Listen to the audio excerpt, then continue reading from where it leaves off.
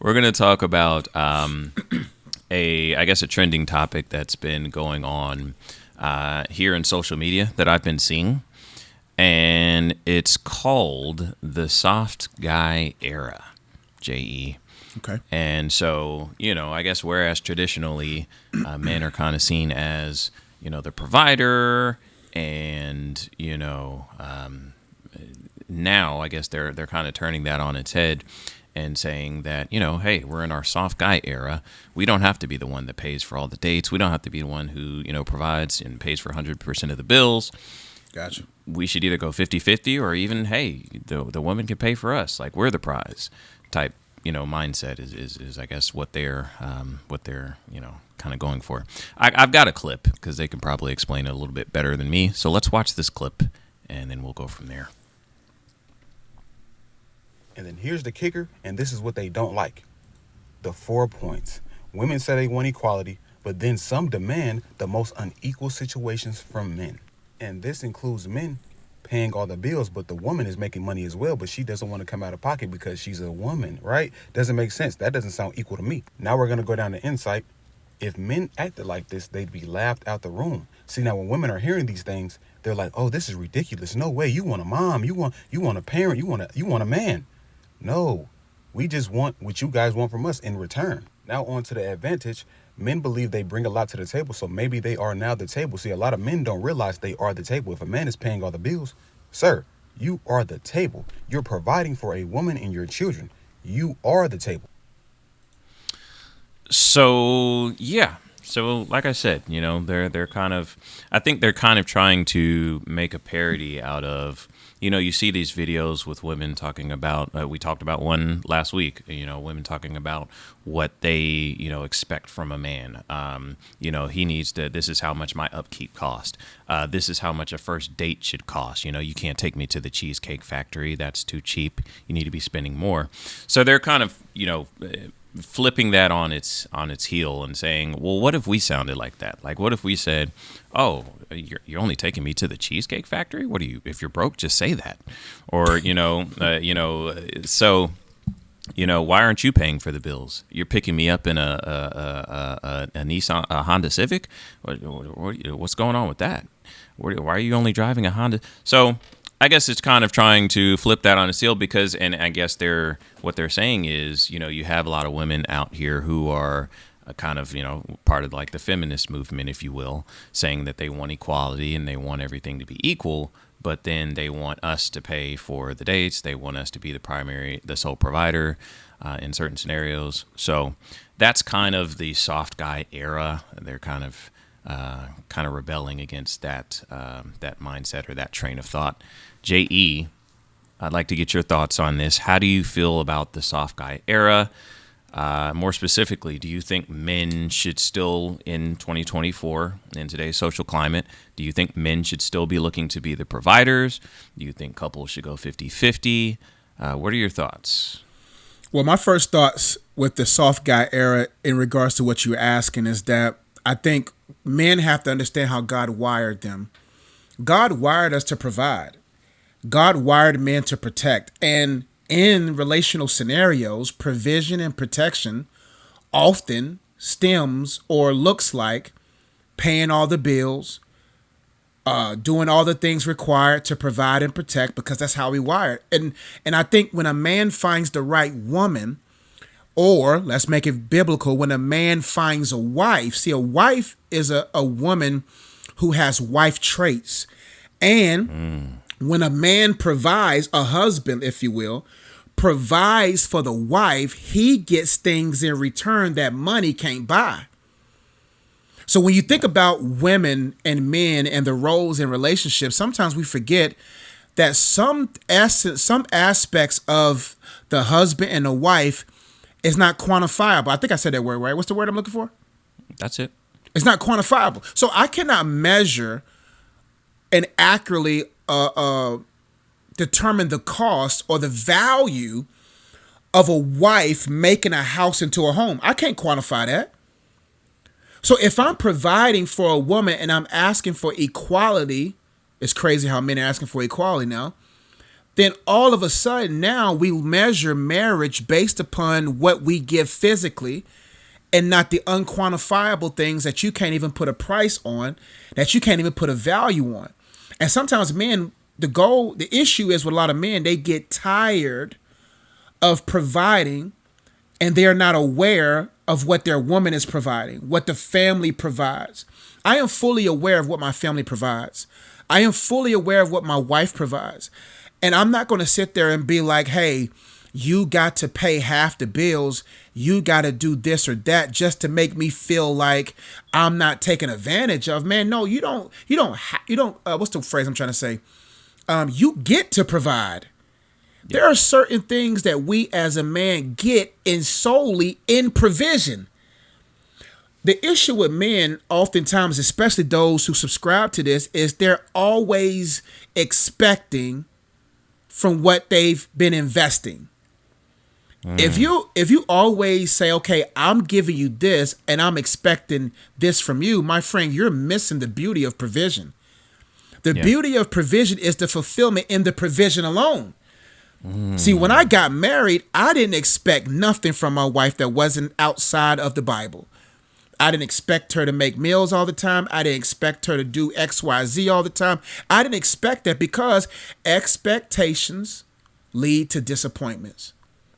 The higher expectation, the deeper your disappointment is going to be. But when you just say, you know what, God, I get the opportunity to provide for my family, there's joy in that. And back to the table statement that gentleman made, like, the man is not the table. See, a table is a metaphorical thing that represents what both people bring, where both people can feed off of, where both people can grow from. And when you believe that because I provide for the table, or I'm the sole provider, now I am the table, then you're not going to be able to bring more to the table, because you're going to be like, I'm not growing no more above this until you give me this or that. So that's all I got, man. I think the soft guy era, if I'm interpreted correctly, is something that is opposite of God's original design, and it's no coincidence that this is a movement, if you will, because the enemy is always trying to flip God's original way on his head, so men can't be the head like they're supposed to. Yeah, definitely agree.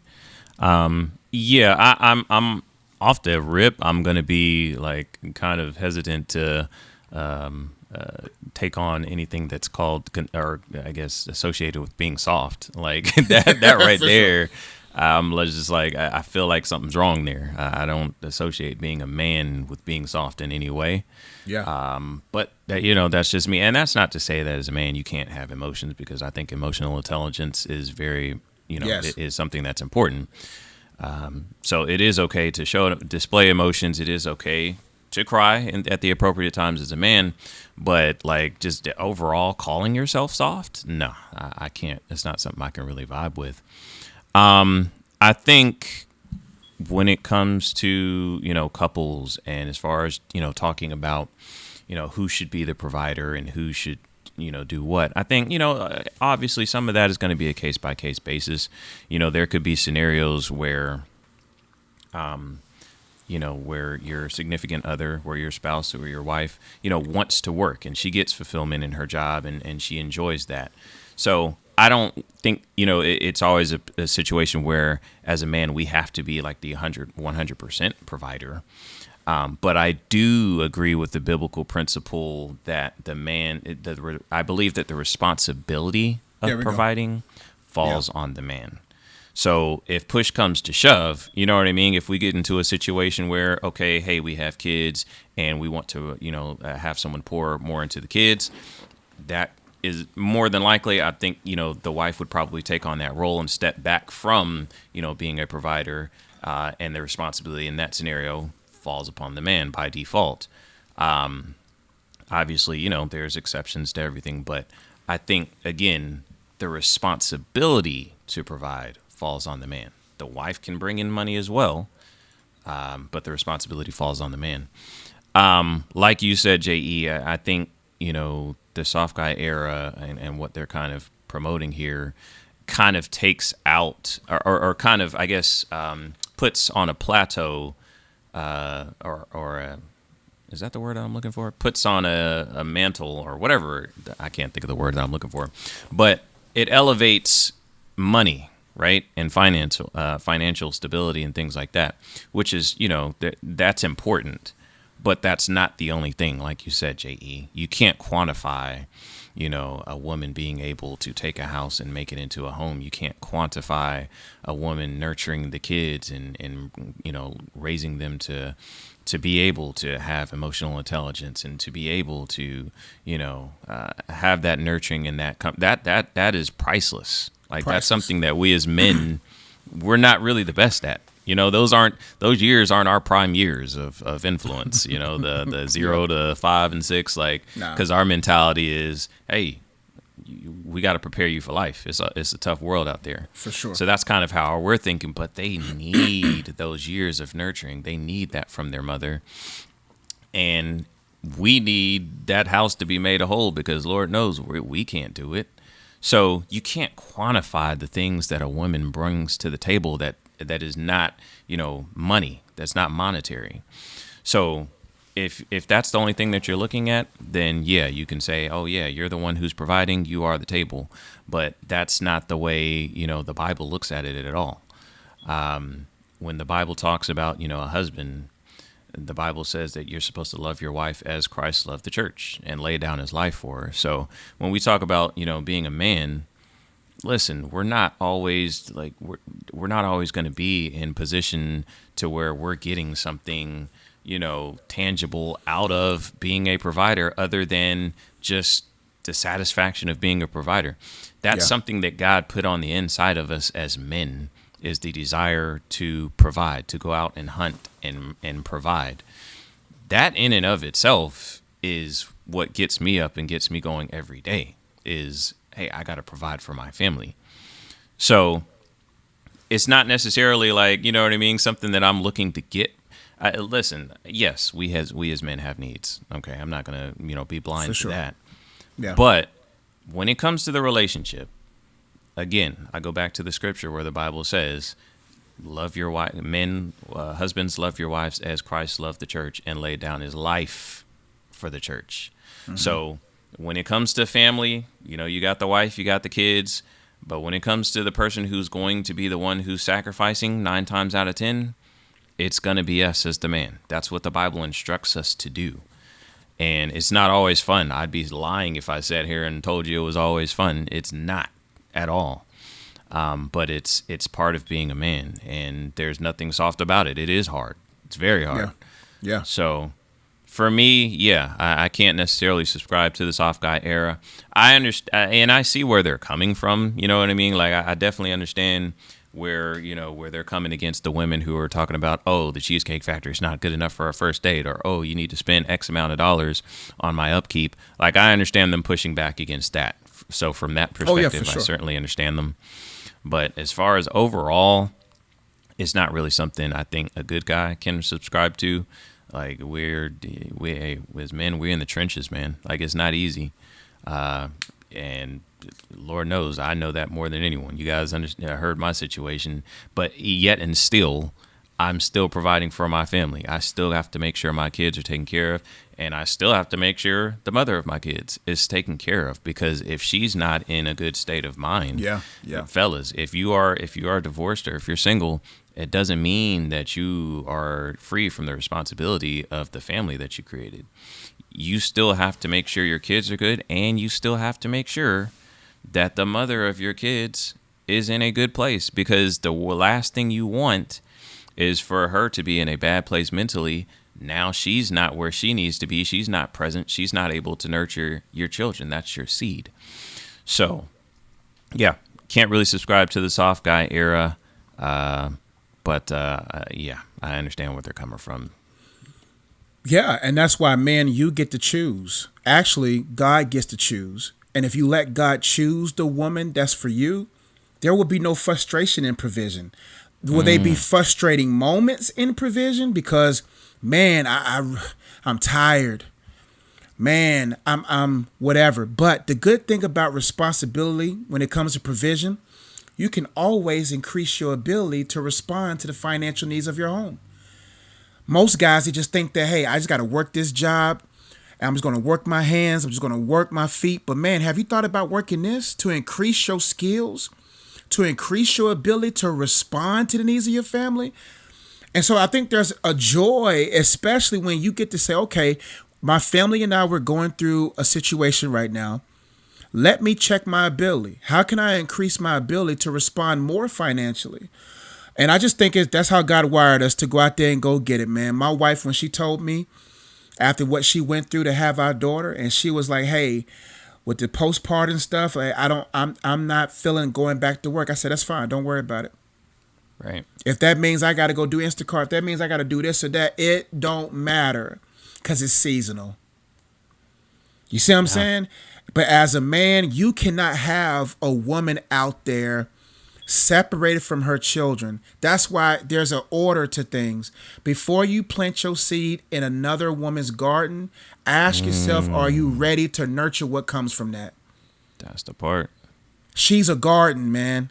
And if you don't tend that garden, your fruit will fail.